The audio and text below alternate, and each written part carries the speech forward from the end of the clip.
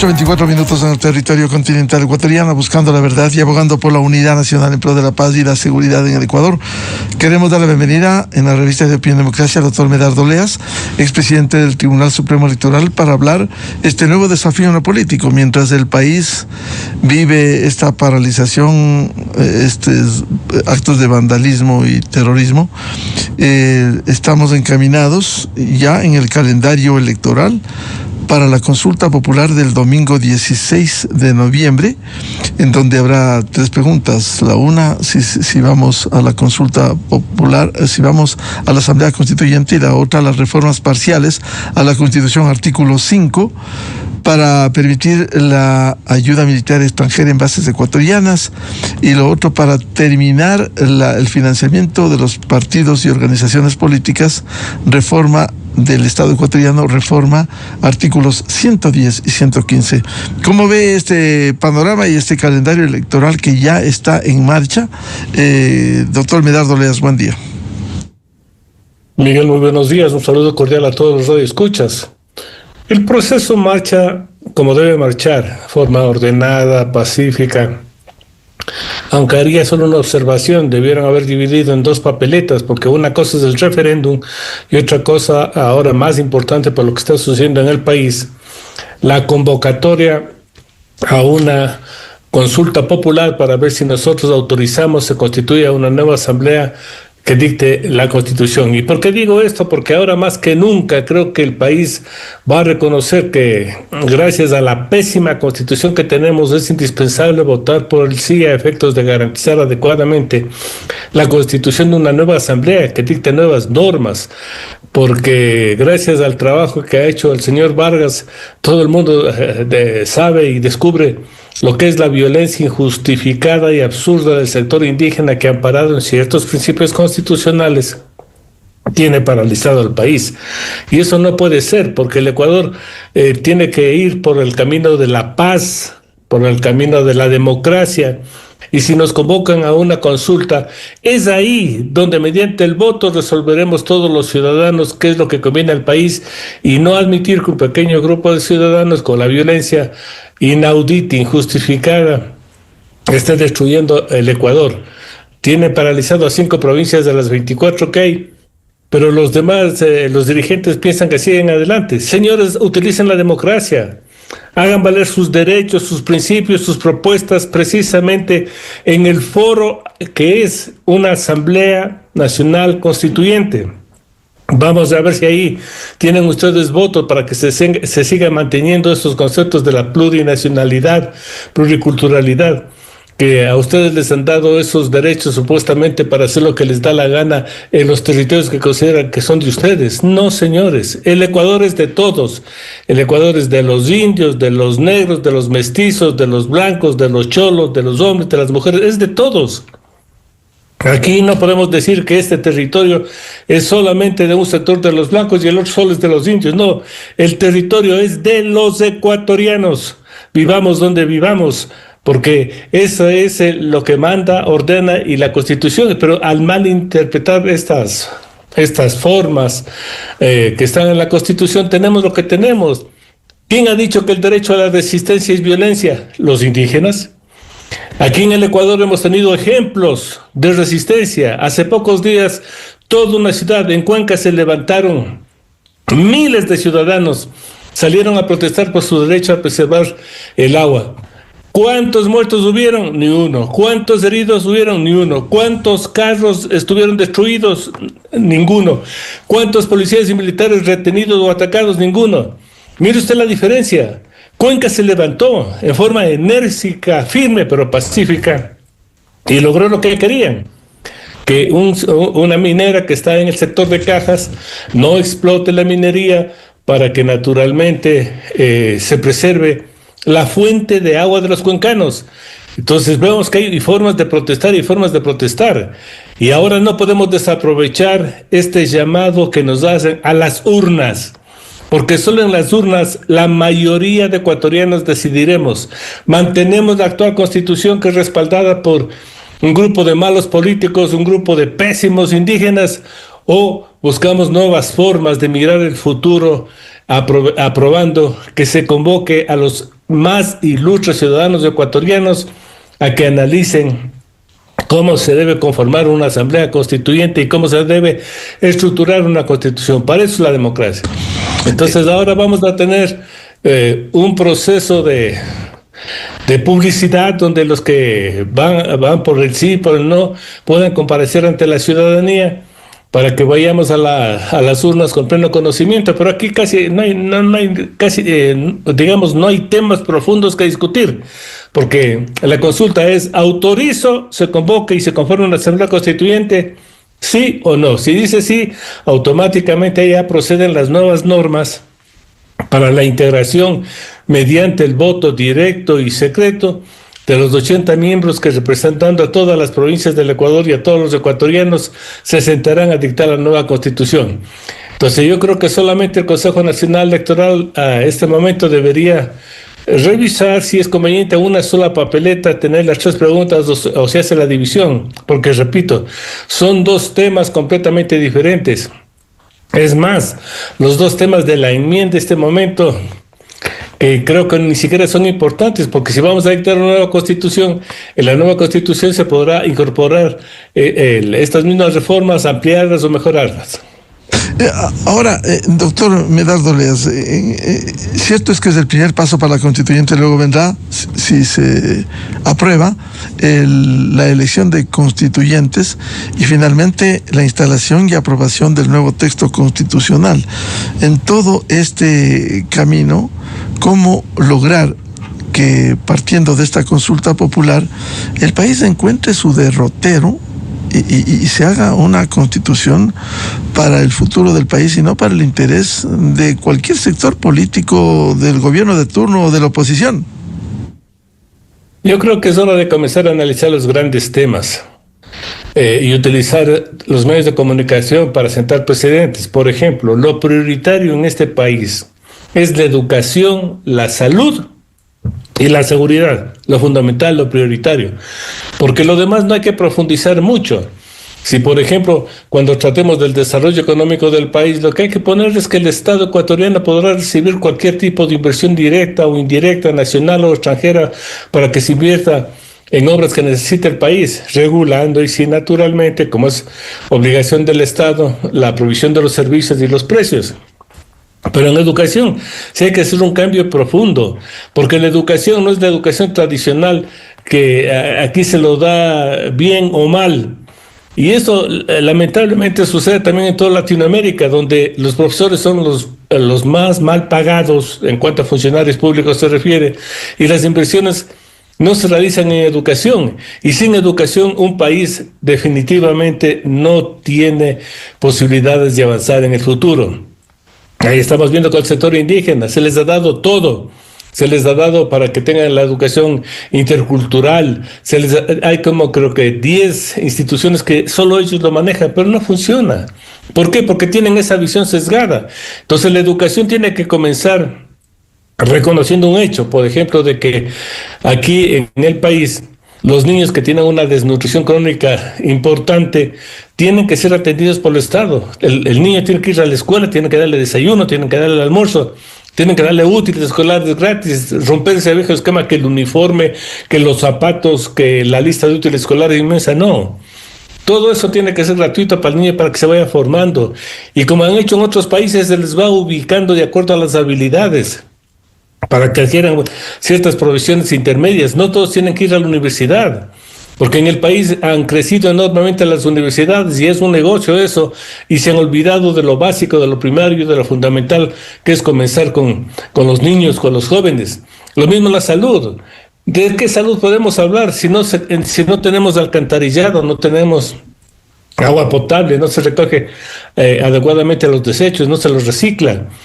Porque sin eso no hay salud. Y usted ve que aquí el agua ni se los respeta, por eso a mí me apena y es lamentable que tenga que repetirlo en esta entrevista, que el sector indígena está rompiendo la tubería de agua potable para el servicio de la ciudad de Ibarra. Señores, ¿qué pretenden? ¿Qué culpa tienen los ciudadanos de Ibarra de que una política de Estado que para ellos es mala, ellos tengan que afectarse sin agua potable, como lo quisieron hacer en Ambato, cuando pusieron veneno en el agua potable? Pero Aquí debemos tener esa conciencia de que el agua es fundamental. El agua es no solamente desarrollo, el agua es salud. Entonces esas cosas tenemos que ir poniendo en la Constitución y además esa Constitución tiene que ser una Constitución totalmente visionaria en el futuro. La tecnología está rebasando esas viejas estructuras que nosotros tenemos en el Estado. La inteligencia artificial está transformando al mundo y tiene que transformar al Ecuador, porque el servicio público tiene que estar encaminado a utilizar esas herramientas que nos permitan ser más eficientes. Este país es lleno de recursos, de maravillas, pero con ciertos sectores que realmente apenas no han salido del primitivismo en el que han vivido muchos años. Pero esas cosas tienen que ser discutidas, tienen que ser analizadas, tienen que ser profundizadas. También tenemos una justicia que no se ha logrado profesionalizar, porque aquí toda la clase política busca tener al amigo y no al juez independiente, profesional, visionario. Si estamos poniendo solo amigos en la administración de justicia, entonces nos va a ir mal. Entonces el país necesita comenzar a analizar todos estos grandes temas, todos estos principios, para que sepan por dónde deben caminarse, porque ciudadanos, si usted considera que solo votando por un buen candidato para constituyente ya va a tener una buena constitución, no, se equivoca. Yo creo que ahora la sociedad tiene que participar activa, directamente, positivamente, pacíficamente en la construcción de lo que sería una constitución no reglamentaria como la que tenemos ahora, con más de 444 artículos.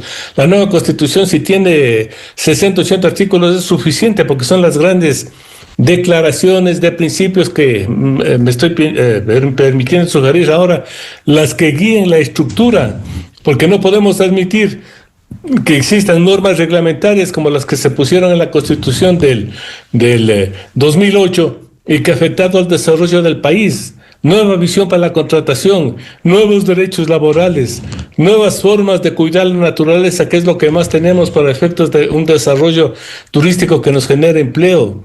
Nueva visión en cuanto a la administración de los municipios, de los famosos GAT, que reciben dinero del Estado, pero que no han podido ser capaces de dar un desarrollo adecuado. Nuevos sistemas educativos modernos, interactivos. Entonces, eso se requiere, porque el país está desperdiciando muchos recursos con estas actuales estructuras caducas que nosotros tenemos, pero solo si los ciudadanos participamos abierta, directamente, mandamos cartas, mandamos proyectos, insistimos en que hay esos cambios, entonces lograremos estas mejoras, porque ha sido muy triste en la historia del Ecuador que aquellos que se llaman progresistas, entre comillas, o de extrema izquierda, o socialistas, como se llaman ahora, que son, por ser más activos, los que han influido en el desarrollo de una constitución no acorde a las necesidades del país. Aquí me da pena, por ejemplo, en tránsito, solo Bolivia y el Ecuador tenemos un sistema de tránsito y de transporte público caduco, ineficiente, que causa miles de muertos, cuando todos los países ya se han ido involucrando en tareas modernas. Entonces hay muchos temas que discutir, hay muchos temas que analizar, pero solo una sociedad activa, participativa, responsable, es la que tiene que salir adelante. No esperemos a que estos grupos violentos se tomen las ciudades. Mire, ahora veo con mucho agrado que Ibarra ya se levantó y comenzó a sacar a estos manifestantes, porque si la ciudadanía no reacciona, si la ciudadanía se deja apalear, entonces estamos mal. Yo sé que eso corresponde a las Fuerzas Armadas, pero también los ciudadanos tenemos que rechazar estas formas de agresión injustificada, porque no es posible admitir que en el país existan sectores, especialmente en la frontera. Mire lo que pasa, por ejemplo, en Zamora. La media de consumo de combustible en el país son, creo que 160 litros por mes. Y allá consumen 790 cuando no hay ni carros. En Zamora creo que tienen más de 20 gasolineras. Ese es el país, y eso queremos nosotros que nos quite. Pero por favor, los subsidios no deben ser a la delincuencia. Si quieren hablar de subsidios, invirtamos en lo que es la alimentación a los niños, como estoy proponiendo yo ahora, y eso no es subsidio, eso ya es un derecho garantizado para que el futuro de toda esa juventud no se pierda en el transcurso de del proceso educativo que se da bien o mal o deficiente en el Ecuador. Entonces hay muchos temas que deberíamos sentarnos a analizar, discutir. Esta construcción de la nueva Constitución tiene que ser una tarea conjunta entre los representantes que son elegidos por el pueblo y una sociedad activa, participativa, responsable. Con este desafío, en medio de los problemas que tenemos, paralizaciones, ir a la consulta popular, que ya está aprobado, es el calendario, ¿cómo lograr los mejores resultados para que el país pueda ver un norte con certidumbre, doctor Medardo Oleas? Primero, solicitando a las organizaciones políticas que cumplan su obligación moral y legal con el Ecuador al proponer nombres de personas que puedan ir a construir una nueva constitución, y no los simples hombres y mujeres que son utilizados por la confianza de los dirigentes políticos en los mismos como candidatos. Eso sería una irresponsabilidad. Ahora, por ventaja, en el estatuto consta que en 11 provincias solo se elige un asambleísta constituyente. En las otras 2, solo Manabí, Pichincha y Guayas tienen un número superior, pero haciendo la elección provincial ya van a tener que escoger adecuadamente a los ciudadanos al mejor hombre. Entonces no va a ser muy fácil que estos grupos minoritarios a efectos de representación a la minoría sean los que estén poniendo a sus representantes que no aportan en nada. Eso es una gran ayuda. Entonces, partidos políticos, por favor, especialmente Pichincha y Guayas, que tienen un mayor número, elijan a los mejores candidatos para que nosotros podamos, mediante el voto, elegirlos a ellos. Segundo, claro que va a repercutir mucho este nivel de agresividad del sector indígena, porque la próxima consulta, por ejemplo, va a ser muy difícil que se lo realice en paz. El Consejo Nacional Electoral tendrá que promover nuevos sistemas de promoción electoral, ya no los tradicionales. Utilicemos lo que dice la Constitución, hagamos varios debates, a efectos de que en el debate puedan los candidatos presentar sus propuestas y naturalmente ante los otros defender esas posturas. Y si son sustentables, los va a ir bien, pero si son malas, los va a ir mal, porque para eso es el debate. En el debate triunfa quien mejor argumentos tiene, no quien más grita, quien más insulta. Y tenemos que comenzar a utilizar este mecanismo que tanta falta nos hace en el país, pero tiene que cambiarse, porque usted ya va a ver el fracaso que va a ser la promoción por el sí o el no, como lo estructura el Consejo Nacional Electoral. Eso nadie va a escuchar, porque los que van por el sí van a decir vota por sí, por el Ecuador, requiere cambio, los votan por no, vamos en contra del gobierno. Entonces esas consignas no son promoción de los grandes problemas que tienen que ser analizados en el país. Entonces, habrá que exigir que el Consejo Nacional Electoral cambie la forma de la promoción electoral, sea una promoción electoral con debates, que no entregue dinero para cuñas, que contrate cadenas de radio y televisión, varias cadenas, varios debates, a efectos de que el ciudadano vaya con conocimiento de causa. Y también va a tocar tomar ciertas precauciones. Por ejemplo, la votación en las ciudades podrán ser controladas, pero en los sectores que están ahora en paro, los sectores indígenas, no sé si se tenga que tomar medidas adecuadas, porque lo que van a hacer los indígenas, diciendo que están en contra de la consulta, a lo mejor van a impedir que los ciudadanos voten tranquilamente. Esos también son unos peligros que tienen que ser analizados. Tenemos que buscar recintos donde impere el orden, el control y no la violencia. En consecuencia, hay que abrigar esperanzas, están los hechos consumados para esta consulta popular, que sea lo mejor para sentar las bases de ir a una constituyente si el pueblo se manifiesta en las urnas favorablemente, doctor Oleas. Así es, pero estamos viendo lo que está pasando. ¿Cómo? Es que no es admisible que porque se suspende un subsidio que está beneficiando a las clases más pudientes, a los contrabandistas de combustible, a los mineros ilegales, a los que producen cocaína. Este subsidio, en la eliminación que debería ser aprobada por todos los ecuatorianos, tenga el respaldo del sector indígena.